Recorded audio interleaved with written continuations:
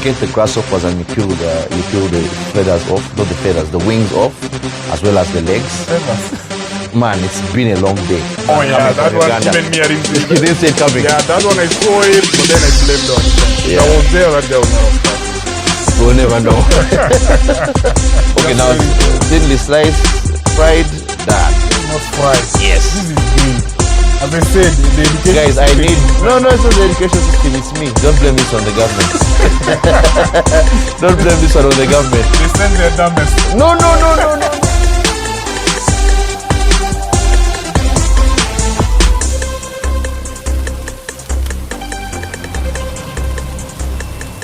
Is this saute? No, this is not the saute. This saute? This is basting. Sauteing is shallow frying in, medium heat of a bit of oil. I need to learn how. I need to pay more attention to your videos. How can I come? I just know the paprika, the what. Okay.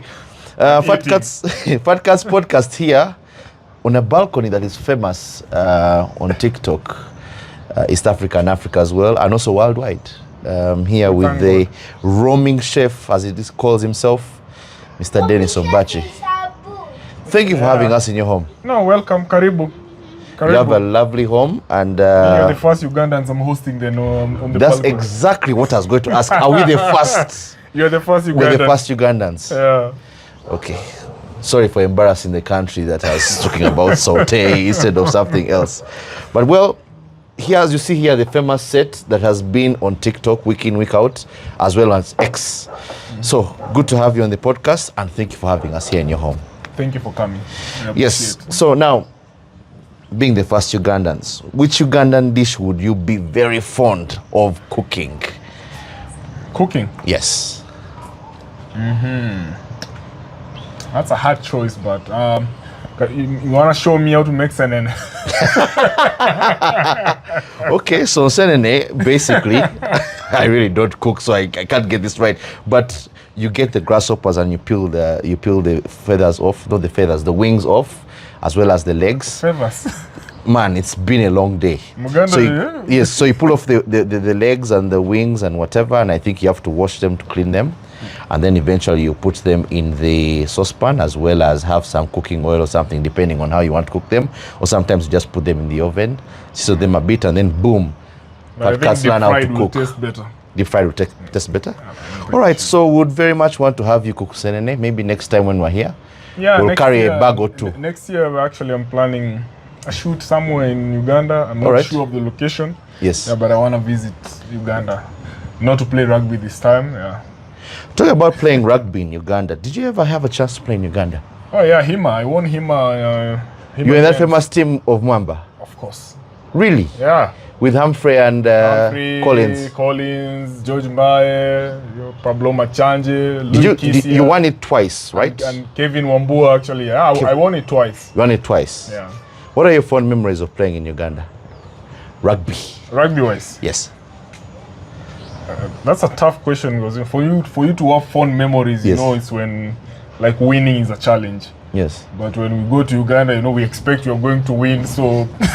Kenyans, this arrogance needs to stop. There are really no fond memories. This arrogance, there are no fond memories. Yeah, because there was no surprises there. Yes. Yeah, but outside the pitch, it was quite something. I don't remember much for obvious reasons. Yes. But it was quite something. And the food is good and quite cheap. The people are welcoming, of course, That's all that matters when you visit new countries, the experience, or how people made you feel. So how people made us feel, or me personally, welcomed. Yeah, food was good. Yeah, but rugby-wise, you guys need to pull up your socks here. Talking about the rugby, pulling up socks. Yesterday, we had the Elgon Cup. That you lost as always. Sips water before we discuss the Elgon Cup. Yeah, we came a bit short, just losing by 2 points, 27-25. But that gives us the advantage going into Kampala. What advantage? Going into a game of that magnitude and nature with home support, with a deficit of stop, 2. Playing Uganda, maybe for Ugandans, of course, it's a big game playing Kenya. It's a big game playing But Kenya. For us, it's just, it's Uganda. We are going to win, again, by a bigger margin. Yes. And yeah. Well, I can't remember the last time we lost to Uganda. You know what they say, you don't know what you've got until it's gone, so be careful with that. No more Elgon Cup, and we will see you coming back to us. Yes, so the Elgon Cup. Yesterday, Uganda tried to put up a show. did some things right, and Kenya did some things better, managing to score, I think, 2 tries off the driving maul, and that particularly puts Uganda in a position. This is the worst Kenya Simba side I've ever seen. But you guys managed to sneak off. Lost. We still lost. It's okay. It's fine. You lost to our worst ever side. But you see, the good thing is that the Elgon Cup is 2 legs. Yeah. So we have you back in Kampala. And I would very much want to record a video as soon as the game is done, sending it to you and telling you that, you know what? We would have won. We still would have won by the time you guys are recording that video. Mark these words. And I think by a bonus let's put that on record, tie that in, cut that out. Fat Cats Podcast, Dennis Ombachi says, you lose. Yeah, you guys will lose. Okay, Uganda will lose. Win. We will win. All right. Now let's go where we are familiar. Kenya Sevens, the Shujaa. World Series. You're back on the World Series. But before you got back onto the World Series this year, there's always been that story. That fight from when you started up to where you finished, going to the Olympics, going to the Rugby World Cup, winning a 7 series in Singapore. How was that? It was good. It was a good experience. I think it was. I was a bit privileged to be part of the what we call the glory days. Yeah, it's amazing, and I think the more once you retire, the more time you spend outside here. It's when some of they seem like little achievements at that particular point in time. They sort of starts growing into you, because when you're a player, it's like you're a soldier. You're doing your job. It was a job well done. Okay, we would have done better, but we achieved this. But once you are out to completely detach yourself, is when you actually now start to even appreciate yourself more. Maybe the other time people were appreciating you more. They were like, you guys qualified, you went to the Olympics. But for me, it was part of my job description at that particular moment in time. But I think now, as a sort of a fully fledged civilian, I sort of appreciate the little achievements we did make here and there. Yeah, one of them big as much as you scored the try that took you to the Olympics. Yeah. What was the Olympic journey like? Tell us about scoring that particular try. Oh, that try. Yeah, these questions I keep being asked, but I really don't remember much. I just remembered as I said, we had a job to do. That particular moment in time, when I got the ball, of course I had the buzzer, and I would lie to tell you like, try to be positive that I knew we still had a chance.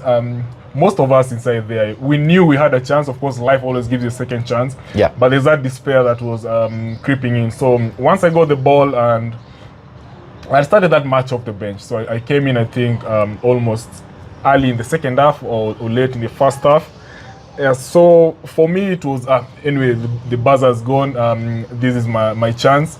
Let me just try and do something. There was no thought process around it. I was just doing my job, what we've been trained, applying mainly what our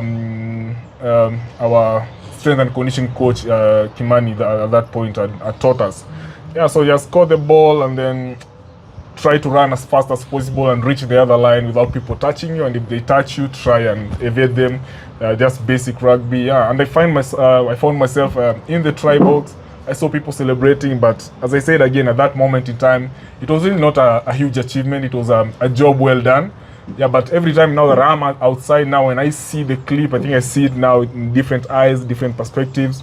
Now that my athletic abilities are also limited, I haven't worked on for, I don't know, 3-4 years. Yeah. So now it starts looking more and more like an achievement, especially now that I can sit and watch a few of those clips with my son. Yeah, so it's a beautiful feeling. You and your son play rugby? Oh, well, yeah. The million dollar question to ask every rugby parent. I definitely would want him to do some any form of sport. If he does rugby, well and good. Yeah, but again, I hope by that time things will have changed, because I think the era we are moving in, it's all about picking passions as well that pay you. Yeah. If it's a side hobby, yes, you can do it as a hobby. But if you really want to be the best at anything, you have to look at it from the eyes of a professional. And yeah, so professional wise, there's still a lot that needs to change so that it can even first of all motivate, you know, young kids. Because I think the days of us being motivated and playing for your country, which is the most prestigious thing ever, all the travels and everything. I think the older you become, the more you realize that you also need something, you know, for your future. Because the shelf life of any sports career, it's like milk, you know. If you are able to squeeze in 8 to 10 years, that's a good career. Yeah, that's a good career. Yeah. So, and by that time, it should be able to sort of giving you a learning pad or set you up in future. Yeah. So, about my kids doing sports, they definitely have to be doing sports. Sports is good for any human being that grows up. But if it's to take up professionally, yeah, I also want returns in my investment. I'm not going to invest him, you know, throw him in a in a glory hole. In a glory hole, yes. Yeah, but he will play sports. He will choose. Of course, I'll try introduce him to rugby the same way I try introduce him to cooking, which he already likes. Yes. So yeah, so maybe he will like rugby, but at the end of the day, you really have no control. You can only guide kids. You can't control what they wanna do. Yeah, if that was the case, Michael Jordan's kids would all be in the NBA. So, yeah, you talked about Godfrey Kimani, very much, I think, also popular person who helped springboard the Uganda Sevens. There was a time. Yeah, he was Sevens S&C as well, and started that particular rebuild. Was he with you in the Singapore series? Yeah, he was there. Geoffrey Kimani, I've been with Geoffrey Kimani. I've worked with him since I joined the team. Yeah. As a young 18-year-old. I think that was around 2010. Yeah. Late 2010 or early 2011. Yeah.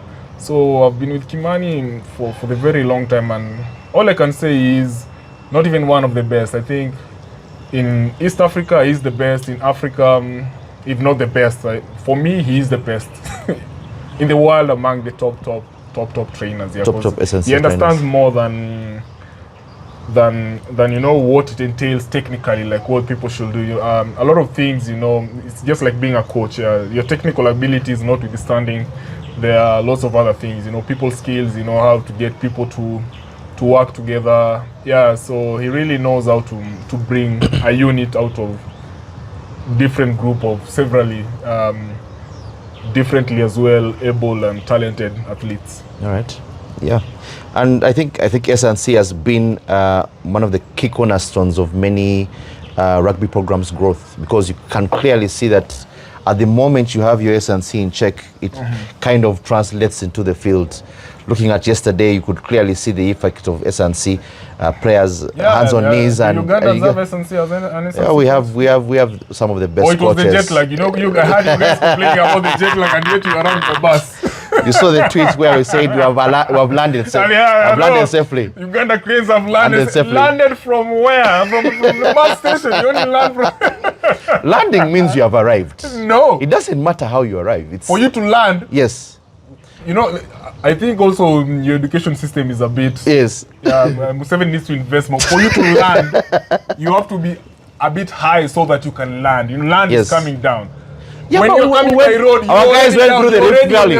We went through the Rift Valley. You know, you just arrived. Yes. You just arrived. You and the person who took a donkey from Uganda, same WhatsApp group. No, but the passport is stamped. The passport is stamped, immigration clears you. That is the clear sign you have landed. Even if I cross the border with a donkey, my passport will be stamped. Dennis, no.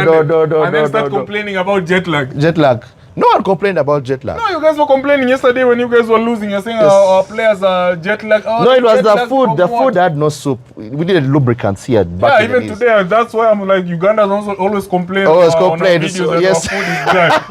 Today you're just we're going to have dried chicken with lots of chilies. Lots of chilies. Yeah. Dried chicken. It's a peri-peri chicken, so dry with lots of chilies. All right. No soup. No soup whatsoever. But going to the soup thing, what is Kenya's problem with soup? Why don't you get soup? We have more than enough food. Yes. Why would you want to You eat need to get soup soup to put fluids in the knee. The synovial fluid needs to be in check. again, back to my earlier statement, I think education system. If you think Kenyans, you need. if you think soup And for guys who don't take a lot of soup, I don't know why you have too many dance moves. I'm not going to comment on that because I can't dance. You can't dance. I can't dance. So No, you guys have the famous dance celebrations that keep on rolling. So now getting into the cooking, seeing some peri chicken on the deck that we're going to partake in hopefully later on after this. Later. Transition, rugby to cooking. Where does that start from? Transition, I will say transition is a process, and it doesn't start from when like your career, your sunset days are there. You know, oh, I'm retiring tomorrow, I need to transition. I think that will be a bit more of a shock move. So for me, transition it's the same way. Like realize which part of the country or the world you're playing sports. Kenya, Uganda, I believe and going through not the same problems at the moment. So for me personally speaking, because people also start playing rugby with different goals, different agendas. For me, I grew to love the game along the way, but I started playing rugby. It was just a means for an end, for me to sort of shake away poverty, you know, as I plan myself up for the future. Because by the time, 5 years, it takes me 5 years to go through university. So I was like, by the time I get a job, stable, I can support my family and everything, I need something while I still work on my future, something that will get me there. So I was like, what did I play in high school? Rugby. Let me now put all my focus in rugby. And also I usually tell people, you don't really have to love something for you to be good at it.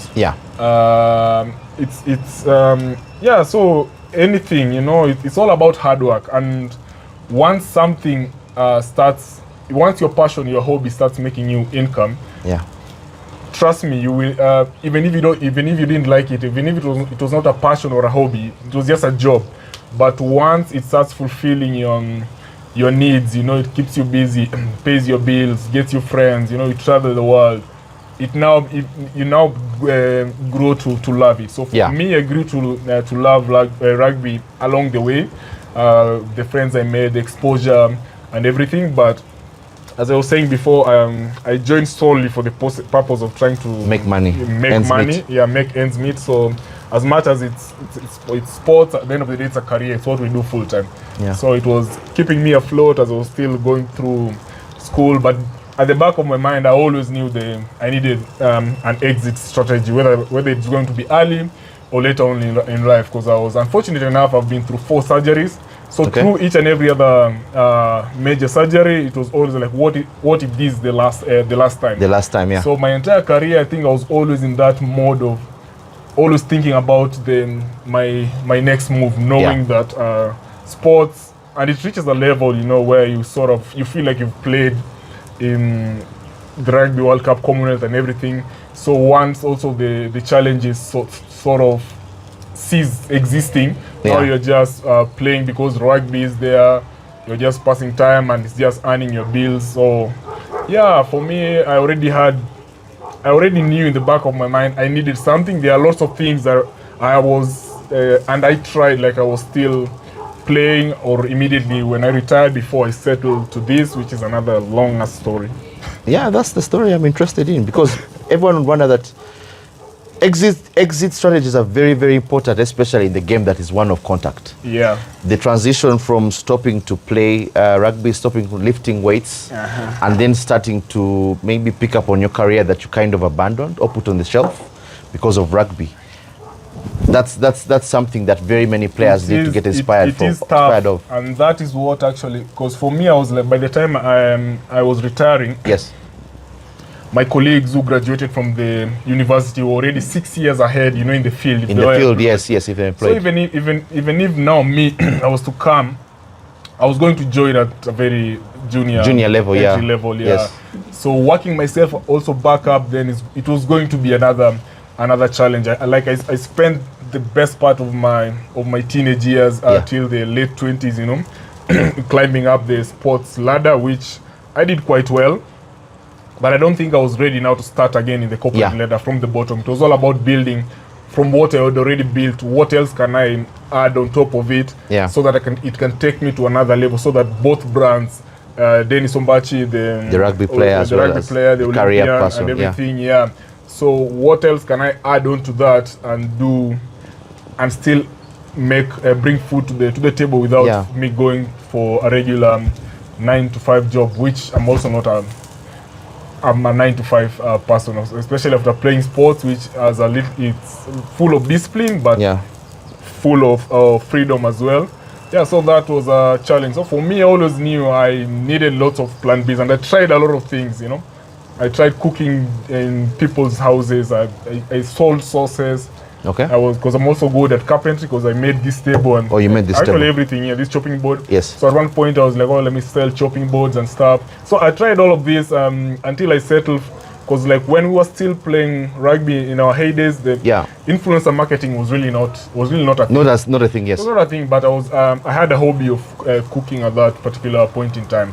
But now when it was approaching COVID, influencer marketing was picking up and everything. So for me, it was like, come to think of it, the best influencers in the world are actually entertainers, mainly musicians, and sportsmen. And many sportsmen don't know how to capitalize on the social capital that they or we do possess. Like we already have a platform. The fact that you played for your country, it's still a badge of honor. You played at the World Cup, another badge, at the Olympic, Commonwealth Games as well. You're not any other regular person. There are very few people who played in a Rugby World Cup. There are very, very few people in the world who played in the Commonwealth Games, and even fewer people who competed at the Olympics. So what other valuable skill can you add on top of your athletic sporting achievements that you still can continue selling outside there? So for me, it was cooking. And that's when I started trying even before starting the influencer thing.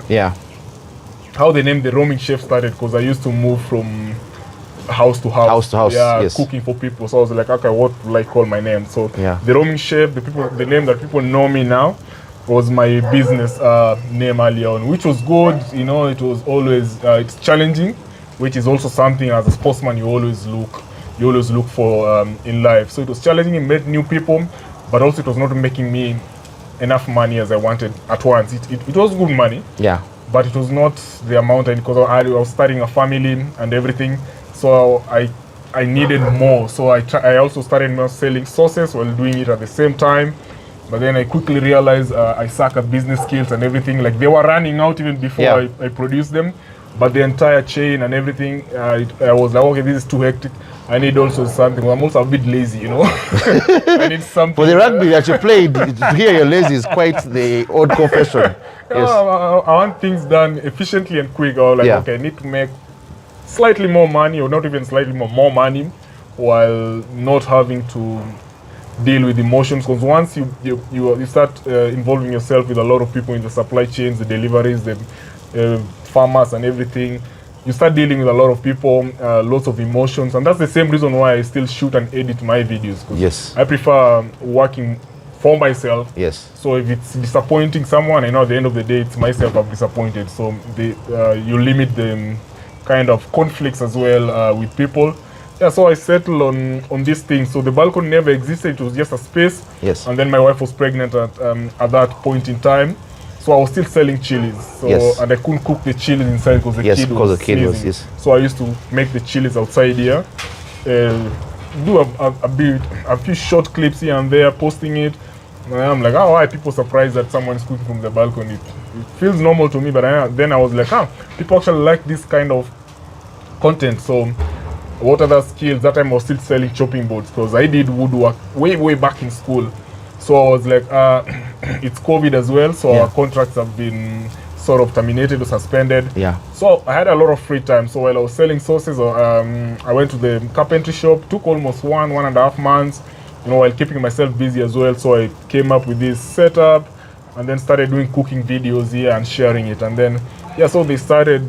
That's how actually the journey kind of started. So the video started getting more traction here and there before I started putting the voiceovers later on in I think the famous Dan. The Dan also just came about subconsciously. So where did Dan come from, by the way? Dan is just a subconscious, because in my mind, like whatever I do, even if it's at home, if I manage to complete a task, I say it in my head. So when I started doing the voiceovers, because I didn't know how to do voiceovers, yes, so I was just reading my mind. I was just saying whatever was in my mind, and then I noticed people were noticing it more, and then I came to check that okay, they're not noticing it in a bad way. They kind of like it, so they kind of like it. It sticks. It's also what I do every day, so let me just make it my thing. And nowadays, if it misses out, people complain. So if you're a procrastinator, always when you finish a task, just sit down. It will help with everything. Yes, it will help you with that. I am the worst procrastinator outside there. That's why even for these interviews, if you don't do it today, you don't do it today, it's not going to happen. It's not going to happen. So how important are these skills that, in addition to the rugby, the handling, the defense, the attack, but how important are these other skills that we learn from school or from vocational schools in planning your exit from the game? Oh yeah, actually, I think the only regrets I had from my rugby career is I focused more on the game without building. The education is okay. I was still studying. I managed to graduate while still studying, but there's a lot of things that I was still lacking. You know, that not even an office job, even a freelance job or influencer, like whatever we do. You know, people skills. You know, skills like public speaking. Like when you're in a sports professional setup, you're just used to a certain number of people, so you might think you're actually good at speaking to people. Yes. But the outside world is a totally different world. You know, even how you speak to people is different than how you speak to a teammate in a team setup. Outside here, it will look a bit more crude. It looks more crude. Yes. Kenyans are more crude, but go on. So those public speaking skills, you know, simple things like writing an email.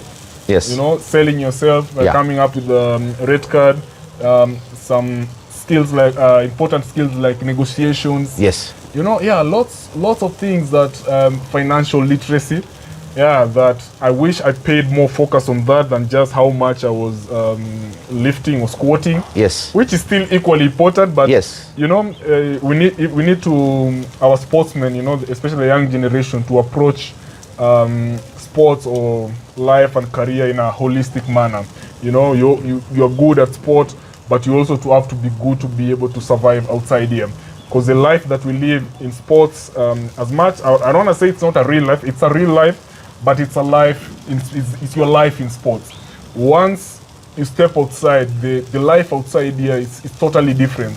It requires, you know, different set of skills for you to be able to navigate it. And what we can build on is the values that the people outside here don't have. The things we pick up from sports, you know, like hard work, you know, consistency. You have to do the same thing repeatedly over and over. Our ability, you know, to learn and unlearn, which is a very crucial ability. You know, people just assume that you need to be a quick learner, but you also need to be able to unlearn quick so you can learn another skill. So, and sports people, we are equally talented, you know, because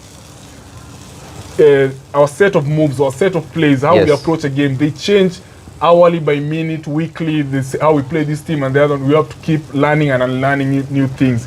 So lots of these things they need to focus on that, and their life outside rugby, their relationships with their families as well. Because when you're in sports, you know, it feels like that's the family.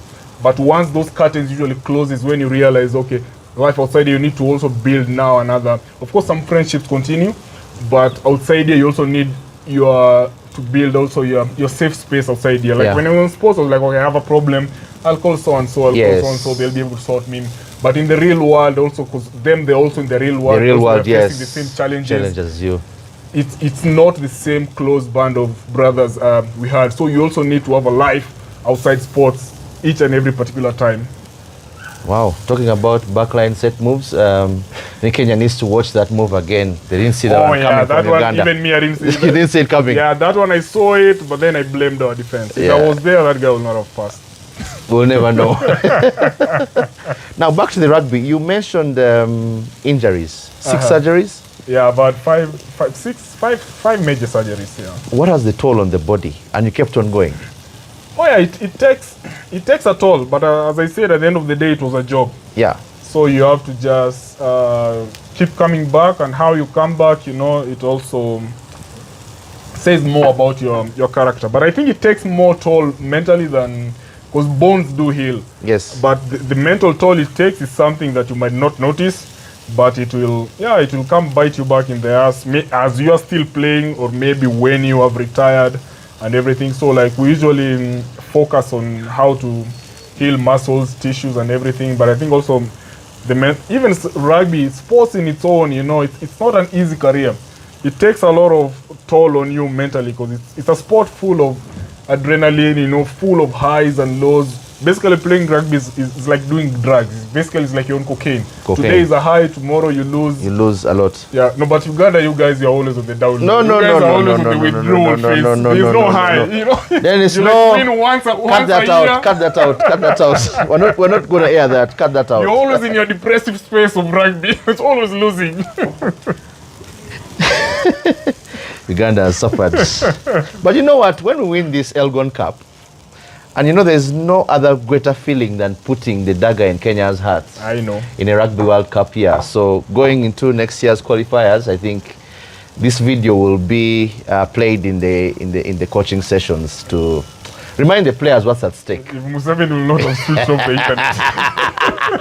That's in 2026. Not yet ready. Not yet ready. You're too early for that. You're too early for that. So now the mental aspect of coming back from the injuries. We've had very many players in Uganda and even world all over who have had to stop playing because of the impact it has had on their mental health, on their mindset, their ability to continue and just say that at this point my body can't take no more. Yeah. I've had very many players.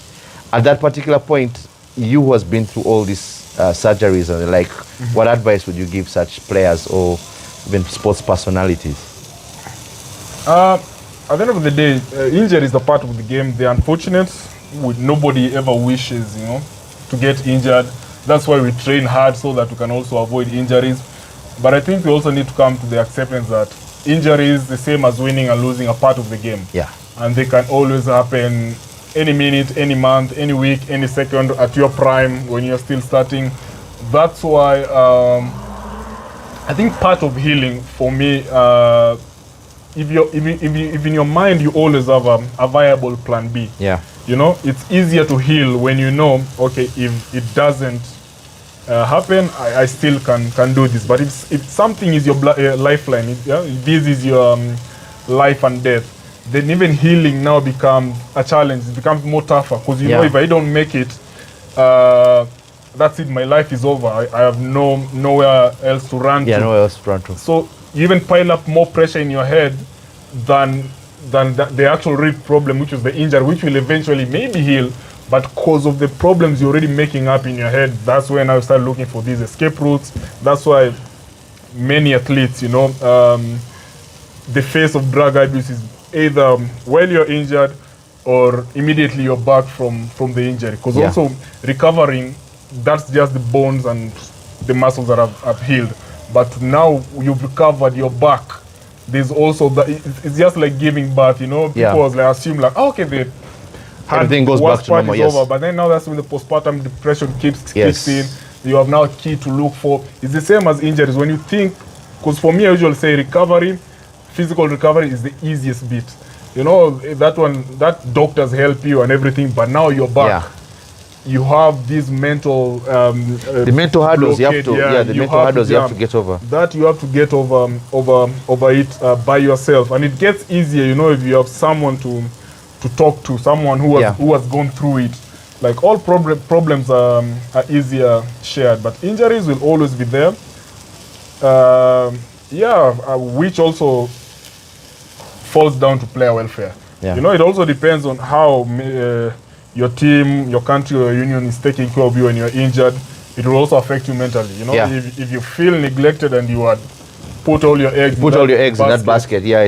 So it kind of also demoralizes you. So like injury and psychology is it's something that needs around 12 hours to discuss on this podcast. Man, it's crazy. You go through the paces, seeing your friends or even players just go through it, and it disturbs a lot. And the thing is that you can see it, you can know, but yes, to be fair, honest, as a player at that particular point in time, you also have your own problems. Yes, it's really hard to come in. That's why there has to be a system where there are professionals who are actually good at dealing with this, especially these things with sports psychology. Sports psychology, yes. Yeah, and sports psychology is not about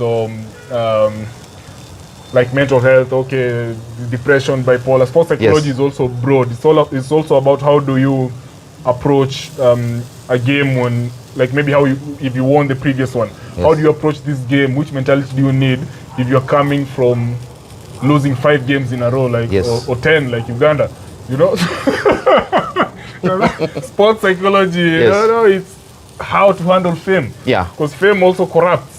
You know, you're a sportsman, you're a star, you think, oh, this is it. It also corrupts. Like sports psychology is how it's a whole ecosystem, you know, taking care of your mental, the chemistry of your brain, your hormones, you know, your behavior, how you stand maybe before a game, how you approach the interviews, because it's also the aura you exude is how your opponents will match up in terms of. I think it's something in East Africa. I don't think we've really taken much. What do you think needs to be done to improve East African rugby? More funding. More funding. There's no running away from it. Where the sport is going now, as much as we can blame our unions, which also is their mandate, but we need the corporate money to come in. Yeah. But also as we wait for the corporate money, like what are we doing by our own selves, you know, to sell maybe Ugandan rugby or Kenyan rugby that is not included, maybe it's not part of the government or the union included. And it starts with the little things, you know, branding, sports branding, which is also something that we're not very good at. Yeah, we're not very good at that at all. We are not good at branding and packaging sports as a whole in Kenya, both Kenya, Uganda. But it has to start at the micro level with the players. Not even many players have social media account, you know. Yeah. The world we are moving in nowadays, it's all about people just meet on social media. People will know about you on social media. People will know about Ugandan rugby because one of their players, what they are doing, they are maybe showing their life in social media, their life as a sportsman in Uganda and everything. So that is something that is lacking amongst the players. Of course, public speaking, you know, things I will say. We have players who can, you know, present not just your athletic ability, you know. Yeah, but you can be able to sell yourself outside there, sell the sport that you're doing. Because the new generation, most of this new generation, they want, most of the things, the things they're interested in is not something that, like for us, or we're like, oh, when I grow up, I want to be a police or everything. Nowadays, they're just influenced by what they see. Yeah. Yeah, during the break, Dennis said that he had to stop the Christian crate that he had cooked from yesterday from burning, so he has saved it, but now we are almost good to go. Actually, it's done. It's done. It's done. It's cooked. Okay, now it's thinly sliced, fried, done. This is not fried. Yes. This is grilled. As I said, the education system in Uganda. No, it's not the education system, it's me. Don't blame this on the government. Don't blame this one on the government. They send their dumbest. No. I'm actually the brightest among many. You're the brightest. Among many. So you should be concerned about the rest who have left behind. The likes of Musaja. Yeah. the dumb What's your memory of Musaja? Why have you picked Musaja? Well, Musaja was a good friend of mine. Yes. Like, when he was still playing for Harlequins, that time I was Oh, still yes. Jamhuri. Yeah. So we used to hang out a lot, and he used to eat a lot. He eats a lot. He eats a lot. He eats too much. I told him he has to reduce his portions or he'll never grow rich. Musaja will send the message to you. Musaja, a very good friend of mine. Yes. Okay, so now the TikTok. Sensation now. Seen a few clips here and there. Many that have made you very, very famous. Rugby was your entry, and now TikTok is your exit. How important has TikTok been in this career of yours growing? I don't think I can put like all the success on on TikTok, but TikTok sort of revolutionized content creation, because before TikTok it was breaking that barrier was a bit challenging if you need to go through the people already there. But TikTok, the good thing about TikTok is a platform, I will say, for anyone and everyone. There's something for everyone and everyone. You don't have to look in a particular maybe kind of way. Yeah. You just need a phone, and if whatever you're trying to sell, whatever you're trying to, even if it's joke, even if it's just your life you're trying to sell and show people outside there, there'll always be someone, to consume it. And during the TikToks, formative years, I believe that's where I got exposed to an audience that's outside, I would say, Kenya and Africa. I think 2020, 2021, 22. I think that was a period that led up to me winning TikTok Creator of the Year in Africa. So it was, TikTok has been, it has been a blessing, but I would say each and every platform is different. It's just like a country. Each and every platform is the different promises. So if TikTok is the Rift Valley, so like how TikTok works is not how X works. Yes. It's not how Instagram, Facebook works. So it's an entire ecosystem, and that if you manage to sort of find a way of harnessing the powers of all the 4 or 5 different social media into just pushing your message, whatever it is, entertainment, informative, or whatever it is. I would say, so for me, I won't say success based on a particular platform. I would say it's your ability to harness and sort of make the entire ecosystem work as one. If you, as I said again, it's still a PTSD from sports. If you're just going to rely on one, then that's a very uncertain future. So you better be everywhere. You better be everywhere, so that if this one doesn't work, you can still work on these as you think of where am I going to learn 5 years to come in my life. Because I don't know. I didn't know 5 years ago, 10 years ago, this is what I'll be doing for a living, and be happy with it and be comfortable. And so I also don't know 5 years from now where it's going to be, because I think the motto that I usually take is take one day at a time. As long as you're better at what you do than you were yesterday, then you're building up to something. So I prefer short-term goals than long-term goals, which is good to have. But for me, it's like if I'm able to tick all my short-term goals daily, weekly, hourly, then it can be able to build up into something new than just maybe waiting for 10 years and then after. It's like Vision 2030, Kenya's Vision 2030. It's almost here and there's nothing we've done.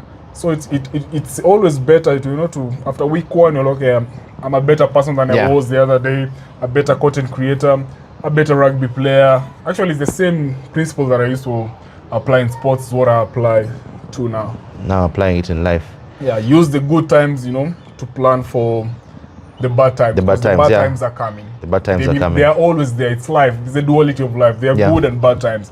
If you're experiencing a run of success, know the bad times are coming. So, and by the time they come, if you're prepared for the bad times, you'll have taken the power out of that bad time. Now you can be able to just control your future, or your destiny. Ugali.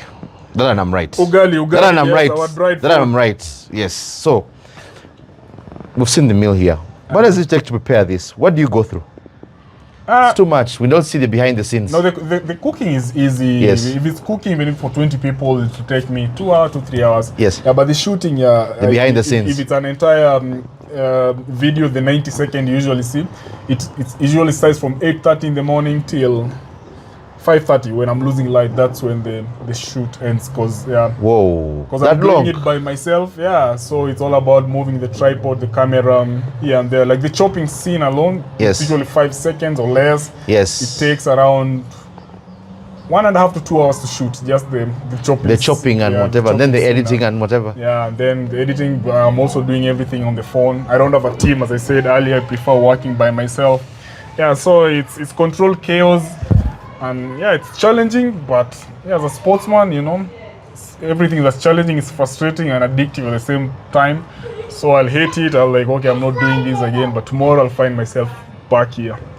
That's the beauty of being self-employed, It's Saturday, I can be working. It's a weekday. On Monday, I can be go playing golf, and I think that's what I wanted my life to sort of look like, to sort of have that freedom. That freedom, in future, to be present for your family when you're needed, to be busy when you're needed, to be so that flexibility helps a lot. All right. I can't wait to dig in, but before even we dig in, we're finished because it's done. Now there's one key thing missing. What? Soup. I gave you water.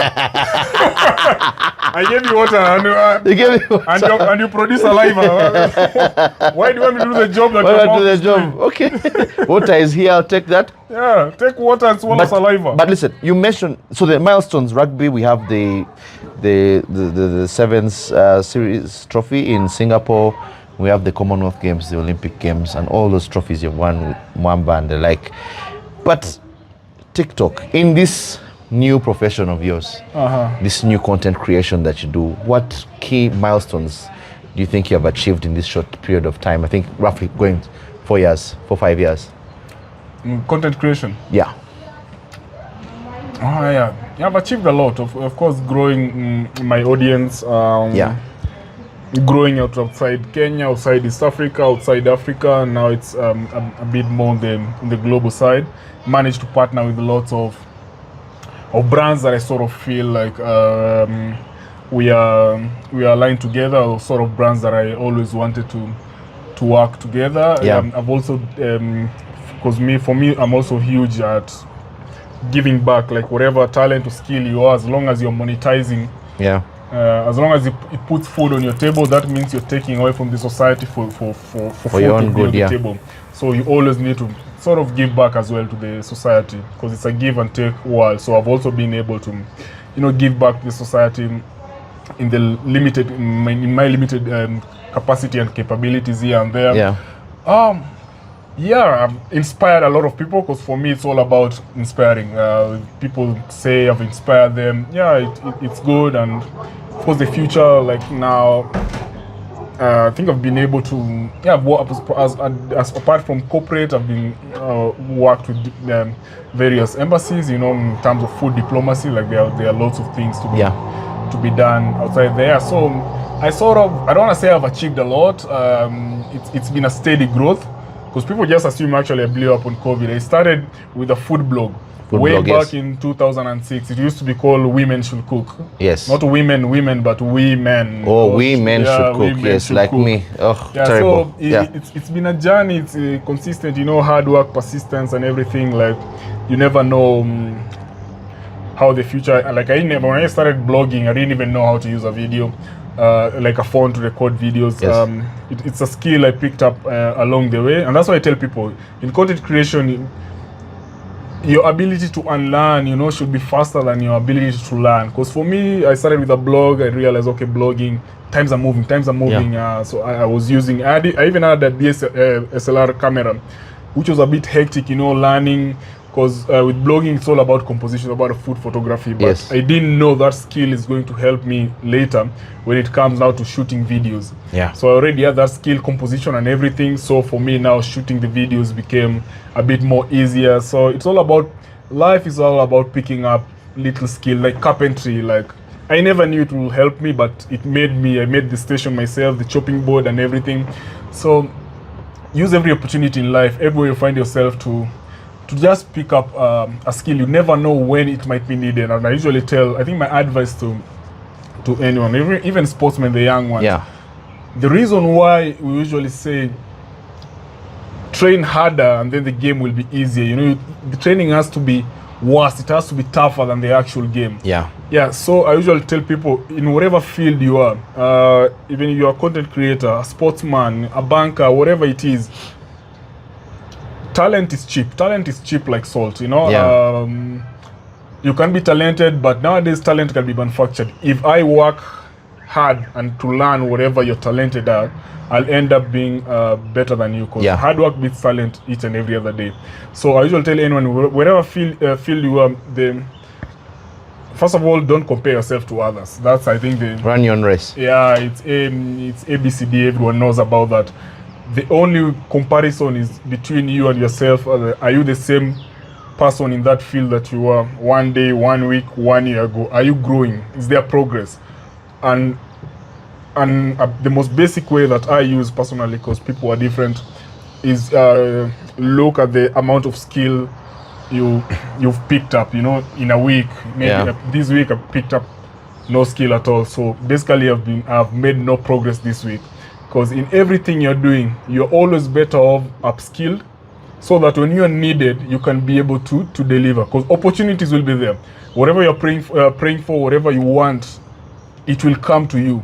But when it gets there, will you be prepared, or will it just be a fleeting moment and then go away? So you want to be famous, you want to make money out of influencing, that fame will come.